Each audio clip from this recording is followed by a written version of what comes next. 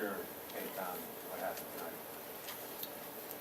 Well, the abbreviated version is they were really good and we weren't, which is a bad combination when you're playing a team of that talent level. I think they're hitting their stride a little bit as I've watched them over the last couple of weeks. It's a different team than I watched on film in January that we were getting ready to play. Even though they had come off of some of those wins on the East, I thought that their depth on their bench probably wasn't quite as good as it is now. And they're really rolling and playing at a high level. Sometimes when you blow a team out, you don't play as well the next game.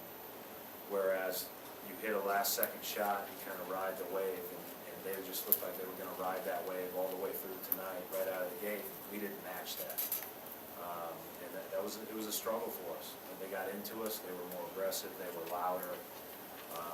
They were better in every which way. I mean, I'd like to find something that I could say we were better in, but there wasn't anything. Brad, how much of what happened with you guys was effort related? Well, Mark, I think I did not think our energy was an A+. Let's put it that way. But I thought that they were, obviously they had excellent, skilled basketball players. And what hurt us more than maybe anything were the turnovers in the first half that led to the dunks that get those guys going. And once you get a team with a couple of easy baskets that has that kind of talent, it's downhill from there because those guys start seeing the ball go in the hole gets bigger and bigger and bigger, and then you're in trouble. So I didn't think our effort was great. I thought that, but I've always kind of after I've said that before, Mark, I'll go back and watch the film, and I kind of kick myself if I generalize too much because out of 10 guys, you probably had a few or more than a few that was really good. So, I hate to generalize like that, but we didn't have a great performance by our basketball team tonight, obviously.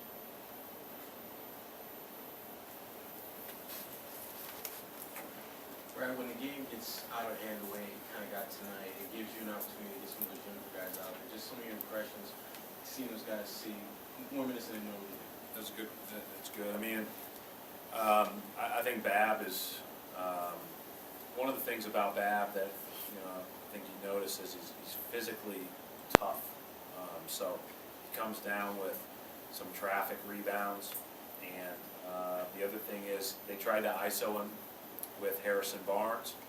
They tried to ISO him, I believe, with Clay. I'm not sure if that's the case, but bottom line is he held his own, held his ground, made him take really hard shots. Tried to go at him right when he came in the game and made him miss. I think both times they ISO. So I think he's a really good defender.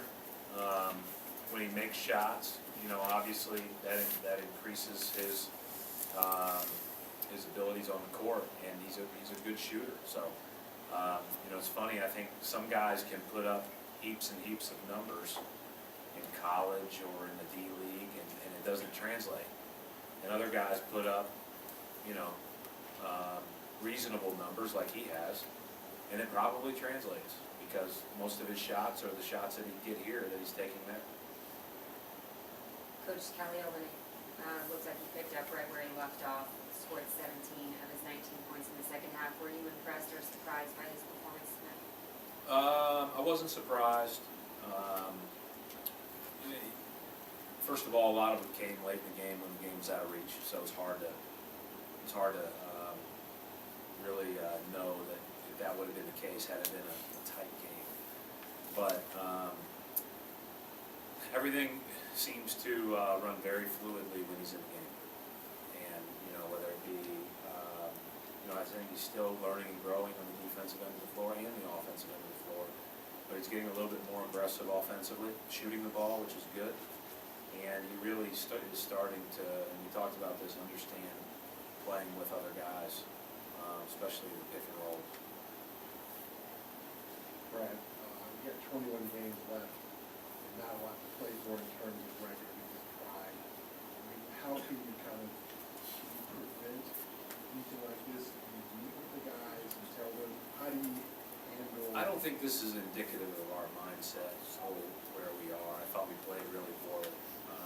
You know, again, I kind of kicked myself, Gary, to be honest, because I think I've said 3 times this year, we had a really good practice yesterday. And we did, we just, for whatever reason, followed it up with a clunker. That's what we did today. You know, but I don't see any, like, I see nothing but, you know, recognition that we didn't play well, you know, with pride that we will play better, and the expectation that we're gonna come to work and be better, you know, and that's the expectation, period, you know. I've heard people say that, you know, when our record is what it is, you're playing for pride. Yeah, that's a lot. I mean, to me, that is a lot. And so, it's important that we show ourselves a lot different than we did today. And again, I probably should have said this from the get-go. Credit them. They're rounding in the form. They're looking. I think they're playing very well right now, and they're in the midst of a race a little bit. In that, 5 through 8 spot in the West or whatever it is. Brad, like, I think 16 to 21 are against teams who are currently in the playoffs. They're gonna try to take you out, and I guess the indicator of your team, you've always played hard all year. I mean, how do you continue that in terms of, I know you didn't play well tonight, but just even. Yeah, well, I think that the biggest thing, that's great, because then you get a chance to, you're always testing and measuring yourself. And, you know, it's kind of like Emily was talking about Kelly, like, hey, you know, this is guys' opportunities on this team and our opportunity as a team to show that we have experienced some growth and competing against the best in the league. And Indiana game, we played maybe as well as we played, with the exception of making shots at the very end. But we played really well.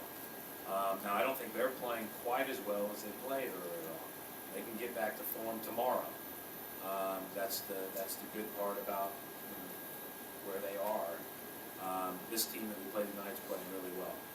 And we need to be able to play a lot better against a team that's rolling than we did tonight.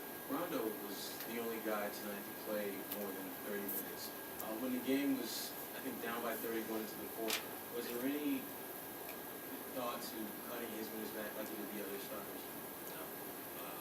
He needs to play. He hasn't gotten much chance to play this year. He feels good. He's not worried about minutes. We're not, our medical staff feels good about minutes. He wanted to keep playing. I think it's good. I mean, there's not enough minutes left in a season to catch up what he missed, and so he's going to play a lot as we hit the stretch run, and he's excited about that. He wanted to play, and one of the things I was pleased with was at the end of the game he was talking, he was loud. I thought we had a couple of our best full court bursts from the 6-minute mark to the 4-minute mark of the game, and unfortunately they came awfully late, but he was still playing.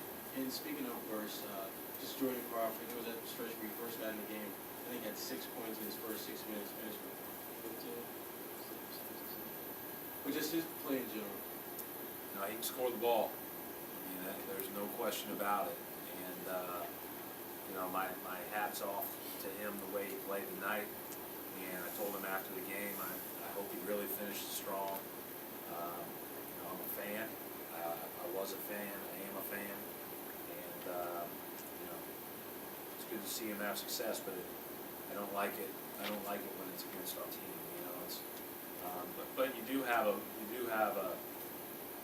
I said this a couple weeks ago after we played Marshawn. Like you invest in those guys, and when they leave you, they're no longer with you. You want to see them have success. Again, I'd like to guard them a little bit better than we do, but it's another story. Brad, why do you think it is that Kelly's beginning to show that aggressiveness that you're talking about on offense? Well, I hope it's because we've told him to shoot every single second since he's been here, and he just started listening. So that was kind of a joke. So that was. He didn't listen. He was just hesitant. He said, I mean, even when I first got the job, I remember going down to Orlando. and saying, he's gotta not be a reluctant shooter. He has to be an aggressive offensive player, an offensive scorer, and he's, now he is becoming more of that. Where is he today as opposed to where he was when you did see him for the first time? I think he's on the right progression. He's on the right path. I think he's rebounding a little bit better, as we talked before the game. Shooting the three a little bit more freely now than he was at the start of our season. Orlando, he played really well. The speed of Orlando is not equal to the speed of an NBA game, so it's something important to keep in mind. And that was an adjustment early on. I think he's adjusting. Coach Bogart, did you get a chance to meet Louis and his family and what it's like to be a part of an organization that makes such a big dream come true to them? Yeah, it's great. I mean, I'm really disappointed in how we played for a lot of reasons, but certainly would have liked to have played better for he and his family. I had a chance to spend time with him in my office before the game. And, I thought the national anthem by the Brooklyn School for the Blind was outstanding. I just think it's the way we should be. It's the way that organizations should be. You should give back to the community. I don't know that necessarily should be applauded for it. I think you should just do it. And stories like that are uplifting to all of us. And I hope that he had a great night, even though we didn't play well. Thank you, Coach.